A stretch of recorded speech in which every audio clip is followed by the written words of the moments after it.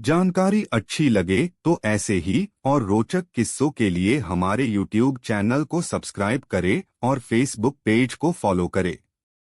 मां गंगा की उत्पत्ति की कहानी बहुत रोचक और प्रेरणादायी है।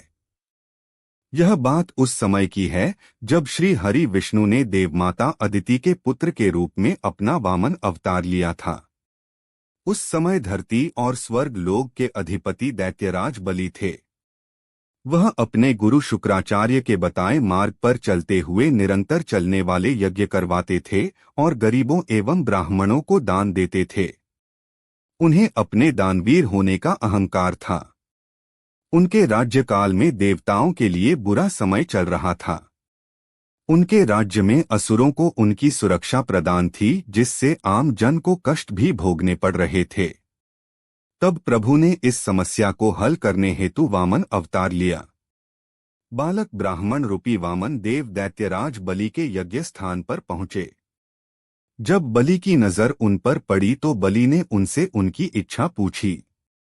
यह सुन वामन देव ने कहा, राजन, आपकी बहुत प्रशंसा सुनी है। आप दानवीर हैं। मुझे केवल उतनी भूमि चाहिए जितनी भूमि मेरे 3 पग कदम में नप जाए। यह सुन सभी लोग वामन देव पर हंसने लगे। महाराज बलि भी अहंकार में आकर हंस पड़े। फिर हाथ जोड़कर वामन देव से और भी कुछ मांगने का आग्रह किया, परंतु वामन देव 3 पग भूमि पर अड़े रहे। ब्राह्मण बालक से महाराज बलि ने कहा, दान के लिए आश्वस्त कर, मैं पीछे नहीं हटूंगा, आखिर मैं दानवीर हूं। ऐसा तो आपने भी कहा है भगवन। मैं आपको आपकी नापी हुई 3 पग भूमि दान करने का संकल्प लेता हूं। जैसे ही राजा ने संकल्प लिया वैसे ही वामन देव ने विराट रूप धरा। लोग भयभीत होकर इधर उधर भागने लगे। वामन देव ने एक पग में धरती और दूसरे पग में आकाश को नाप दिया और फिर तीसरे पग के लिए अपने पैर उठाए और बाली की ओर देखा। तभी बलि ने हाथ जोड़कर अपने घुटनों पर बैठकर कहा, हे प्रभु, तीसरे पग में आप मुझे नाप लें और मुझ पर भी स्वामित्व स्थापित कर ले। यह रहा मेरा मस्तक, आपकी सेवा में आप मेरे मस्तक पर पग धरें।